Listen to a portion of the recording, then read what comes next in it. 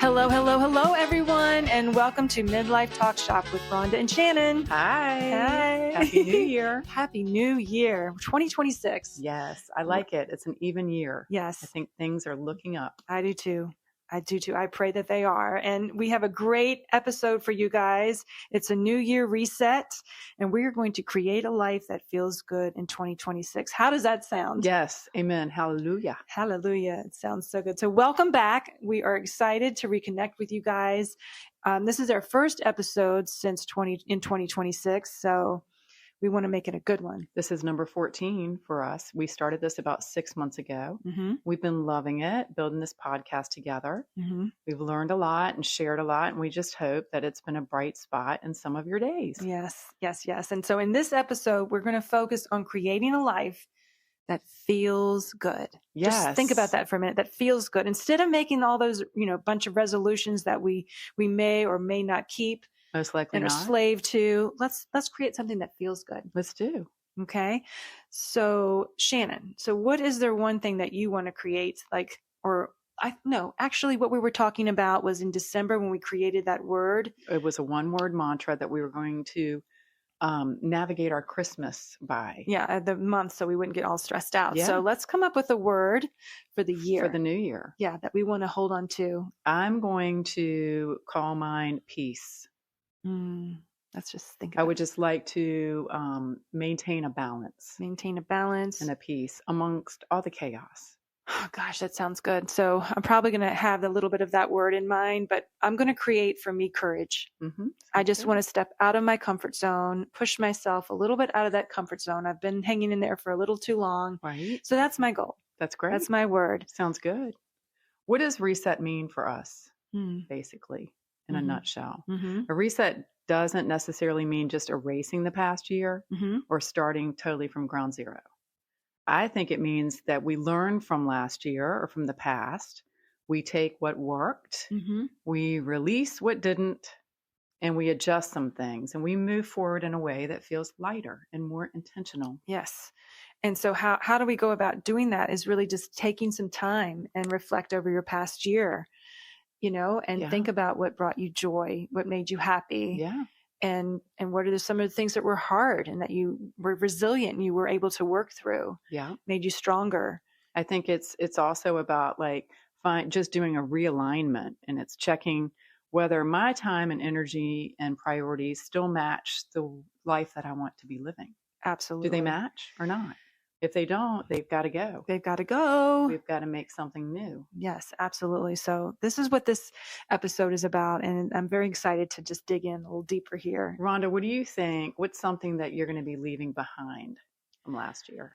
I'm going to be leaving behind saying yes to everything because, I'm the president of this, I'm on a board of this. And I think I overextended myself, and I just was so tired that I didn't have any energy to do what I want to create. Right. So life is precious, as we know. Sure is. And I just want to start having some boundaries and saying no and able to focus on myself and create the things that I want to see get done. Make the life that you want. Yes. That sounds great. And what about you, Shannon? What do you want to do? What are you letting go of this year? I'm going to let go of the stress. I have unnecessary stress that's basically self-inflicted. Really? Yeah. I'm like, where? Right. On the outside, no, not so much. Shannon, you guys, she's like as calm as a cucumber. She is the picture of Zen. On the inside, I'm a little whirling dervish.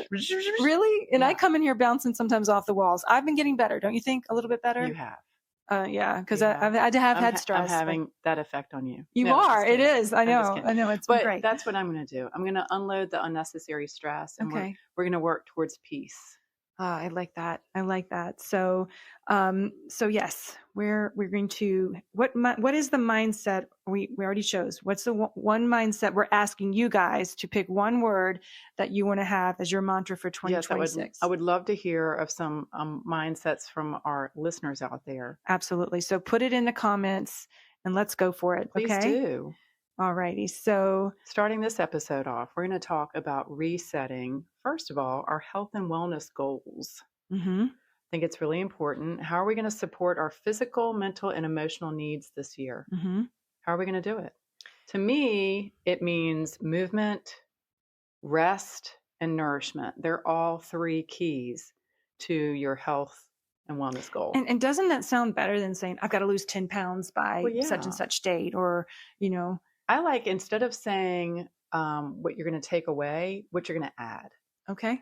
So focus on what you're going to add. And also, a very important part of this is just being consistent. For instance, if you're going to add movement in, Mm-hmm. don't just say I'm going to add movement in. Right. Be consistent. Like every day I'm going to take a walk. Mm-hmm. How about that? Or every twice a week, I'm going to go take that dance class at the gym or whatnot. Yes. Being Yes. consistent and not worried about being perfect with it. Just stay consistent. And if you miss a class, okay, be gentle with yourself. Don't beat yourself up. Just get back on track. Then, Right. the next week. Absolutely. Yes. So I like that. And then tending to our mental health, stress management, and setting boundaries. And that's all very important. Boy, this is what I'm working on this year, because mental health is so important, you guys. And I've had a lot going on in my life personally. I've said this a million times, but I've had a death in the family, and it's a close, parent. And I've just had health issues within the family. So we need to have ways and tools to be able to handle that. And whether that's getting a therapist, someone that can help navigate your emotions, or journaling, or good close friends. I love the journaling, and I love hanging with friends. But I think you're right. It's really important to get an outside counselor of some sort, because oftentimes you are not able to speak to those that you're close with about the very, deep down intimate things that you might not want to share. But if you find someone who is a third party, who's an objective person who can listen and has experience, it is very helpful. Yes. So I agree with you. And stress management, I found that just taking bubble baths, making time for a bath just to calm my mind and relax. I'm doing a meditation every night. I'm being consistent with that at bedtime. And I found a guy on YouTube I love. His name's Chibs Okereke. I can leave link that for in him. the link. Yeah. But he has the most wonderful soothing voice, and he has any number of meditations. But it allows you. He talks a lot about there's a vagus nerve that runs from our brain down through our whole body, and it helps you, the calming response in your body. It helps activate that.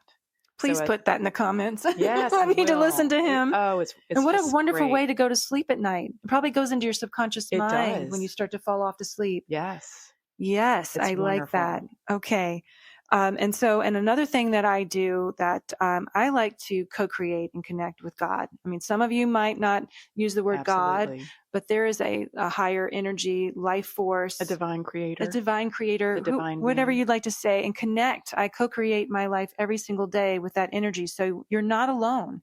And that energy is there to help you. I do believe that we're all connected. Absolutely. If we could realize that more, it would be a happier And world. Shannon, you got something from Christmas that has been amazing also, because sleep is also one of those ways that we can take care of ourselves. So tell me, I'm so excited about this. This is amazing, you guys. I exchanged gifts with my husband. We each got ourselves an Aura ring, Oura. And it is incredible. So you just wear it on your finger. I've got mine on my middle finger. Sometimes it goes to my forefinger, but it keeps track of your everything, your steps that you walked that day, your heart rate, your blood oxygen level, how you slept, whether you had REM sleep, deep sleep, light sleep. I mean, it's amazing. And it just comes from the pulse in your finger. That's incredible. And to see that how many hours you're actually really getting of that REM sleep is really important. It is. And then it'll go into depth about what do those things mean. And so if you get the reading, what does that reading? Let's say I wake up and I have a readiness score of 89. What does that mean? It gives you all of the insights. So I highly recommend that. That's technology, you guys. It's great. I'm using that this year for sure.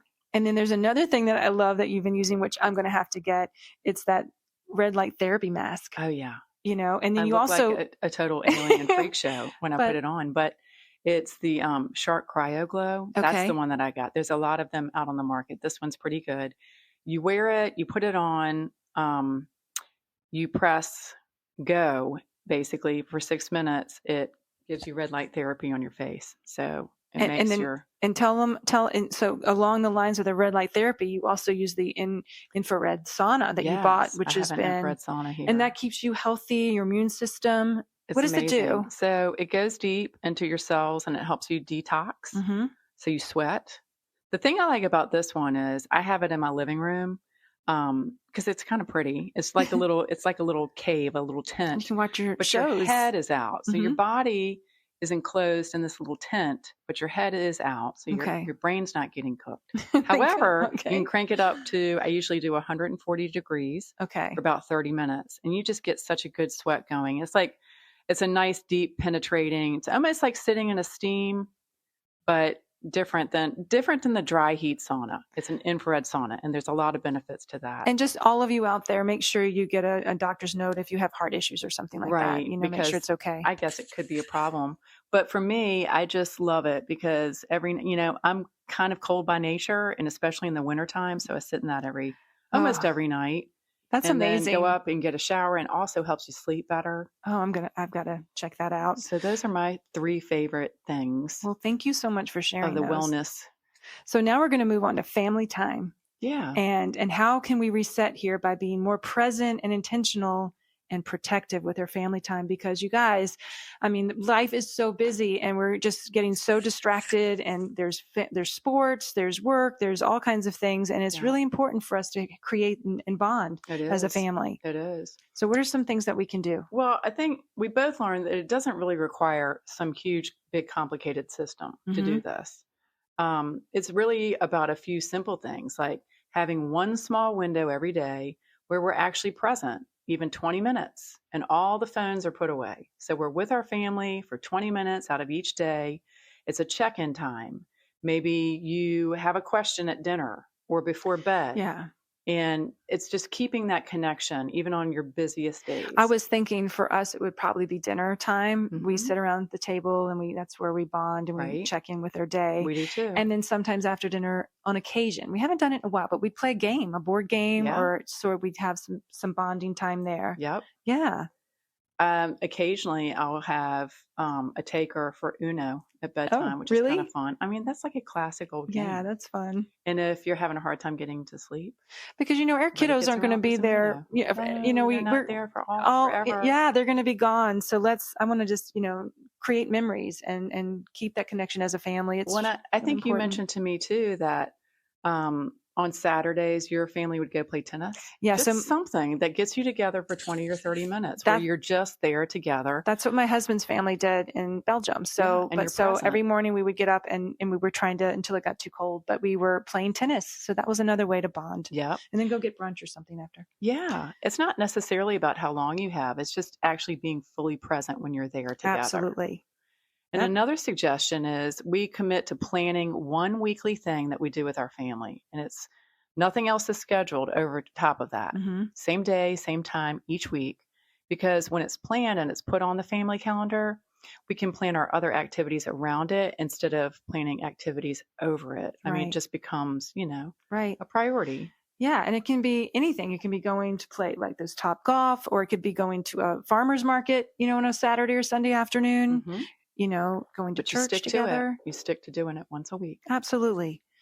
That sounds good to me. That's really the theme for us this year. Just simple routines, clear boundaries, choosing presence over perfection. Being perfect. Yeah, absolutely. Yeah. So now we're moving on to friendships. Friendships are so important. Year. Yeah, and they're important. Friendships in midlife, just it's a little different. They can shift and change, right? They definitely can. I heard on a podcast that your friendships can change in every 7 years. So it's kind of like your taste buds. Your taste buds change every 7 years what? too. Mm-hmm. No way. Oh, it's true. Every 7 years? Yes. So I guess friendships are supposedly just like taste buds. That's really fun. So you learn something new every day. I do feel that in midlife, friendships are about quality over quantity. I agree. It's relationships deepen instead of multiplying. Mm-hmm. And I just think it's really important to stop forcing connections that don't fit anymore. Yes.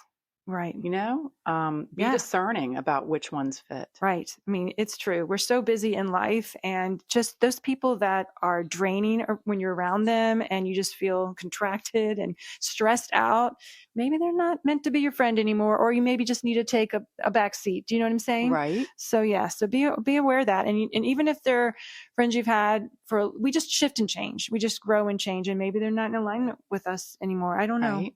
It's not like you just stop being friends. It's just you see where you're spending most of your time. Right.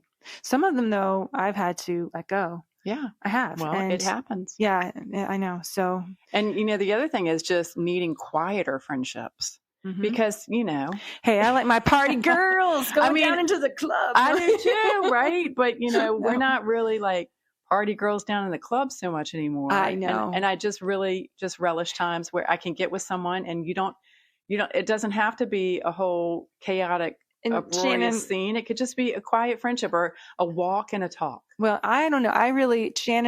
We started these GNOs, Girls Night Out. They're still fun. And we go with 4 or 5 of our besties or close friends, and we share time together. And whether it's go out to catch a happy hour or whatever to dinner or bowling or whatever, once a month. We've remained connected, and I love those, and I look forward to those. I do too. I cherish those. Good for my soul. Good for my soul. Absolutely. Yes. And I think something else that's important in regards to friendship is just letting go of guilt and shame that you might have. Friendships shift because life just becomes fuller. Your time and energy are more limited. And you don't necessarily need to feel bad for not showing up the way that you used to. Well, I mean, some of us have children, some don't. Right. Some are out of the house and they have that freedom, you know. I had a friend, I had my daughter later in life, and so she could never come see me or visit as much as she wanted to because she was raising those small children. Right. And now they're out of the house and I'm stuck with now a teenager, so I can't go see her. So you've got to be flexible and don't feel guilty about it. No, don't feel guilty. Right. Don't apologize for having less time or energy. We don't have to carry around shame for saying no to plans and choosing rest or family or yourself. I mean, sometimes if, someone calls you to go out and you just say no, don't feel bad about that. Absolutely. I need to get a good night's sleep tonight. I know. Or I want to hang out with my family. Right. You don't need to feel bad about that. It's okay that we are taking longer to text back. Right. Just something simple like that. Absolutely. And let go of the comparison, and not measuring up, your friendships against, other people's social lives. Right. I mean, if everyone else seems to have a big group of friends, so what about that? So if everyone has I think that everybody is, not everybody, but a lot of people are looking on social media and it's this whole comparison thing. So, and you look on social media and everybody's showing the best of themselves. So you might think, well, look at them out with all their friends and I don't have any. Right. But I mean, just stop doing that. Absolutely. Yeah. I mean, we're in midlife. Let's just stop doing that. Right. Yes. How about I agree. just put the phone down more and stop looking at social media? Oh my goodness. I think it's it's just bad. I mean, we waste so much time and energy on those phones. Well, and along those lines, Facebook always serves you up memories. So it'll say this time 5 years ago. And it's like you're looking at a past version of yourself and you start to feel bad. What about my memory that came up of me with Scott Baio? But that's cute. I think I was 12. And then there's Scott Baio. We met him at some theme park. They were doing like the Happy Days. I don't know. It was a long time ago. But he was there, and all the whole cast of Happy Days was there. Oh my gosh. Right now I'm showing my age. But anyway, that came up as a memory. So that was actually a fun little memory. But so if you're going to go down memory lane and look in the past, just enjoy it. Don't compare. Yes. And thinking like, what's wrong with me? Right. What should my friendships look like? No, there's no set way. Right. And if you feel like you need some more friends, put yourself out there. You can go out, you can volunteer. Any number of networking groups and clubs and I mean, even just finding a church. Yeah. There's like so many different social groups in my church right now. There's a hiking group. There's a yes, there's a lot of things trips, online. There's a singles group. There's things you can do to find if you feel like you want some more friendships. So get your butt off that sofa. Yeah. Okay, so now we're moving on to giving back and becoming involved in your community. Yeah. I mean, I think that when you get out of your own problems and your own head about, whatever is your drama, your tape going on. Right. And you just get outside of yourself and you go help somebody else. That always gives you a sense of purpose and makes you feel so much better. And creates like an inner shift. I've had like friends that were depressed. And then when they started to volunteer, it actually, like you said, it takes all that energy, absorbs, into Yeah. yourself, and you're going out of yourself. So it gives Right. you a shift, an internal shift. So I think it's really important. And I think as we get older, we can actually create that time and find a time and a space, and even Yeah. show our children. I think it's really important to be role models to our kids, to give back, whether it's Definitely. financially, we're writing out the checks, or we actually go and work that food bank on a Sunday together. I think it's really important to give back. I agree. Mm-hmm. One thing we've both talked about is how important community is in this season of life and just how different it looks than it used to. Right. I think in our 20s, we were so self-absorbed, Right. we're so focused on doing our stuff, going to college, whatever, Yes. getting our stuff done. Yeah. But yeah, I work with Girls to Women, which is a great organization, and I get to meet once a week in high schools and help mentor high school girls. And that really feeds my soul. That's wonderful. And I love it. I love it. So find something that might be a good fit for you out there, Yeah. something that makes you feel good. Because helping in community, it's not always about your closest friends. It's Right. just the spaces that you show up in, the people that you serve, the causes that you care about. And you know what? You just might meet your best friend there. You might just meet your best friend. Your new best friend. That's right. Giving back has honestly been one of the ways we've found deeper connection, not just to people, but to purpose. Right. And I think that's really important in life. It doesn't have to be huge. And sometimes you just want to show up. So like I said, go online, look to see where you're volunteering. If it's working for the animals and you want to work with the SPCA, whatever your passion is, you'll find a good fit for you. So just take a look. I think it reminds you that you're part of something bigger than your own day to day. And that's something that really does make life feel better and more purposeful. Mm-hmm. It's kind of like friendships fill your inner circle, but community connects you to the world beyond it. Absolutely. Absolutely. So now we're going to move on to career, your work, and your life's purpose.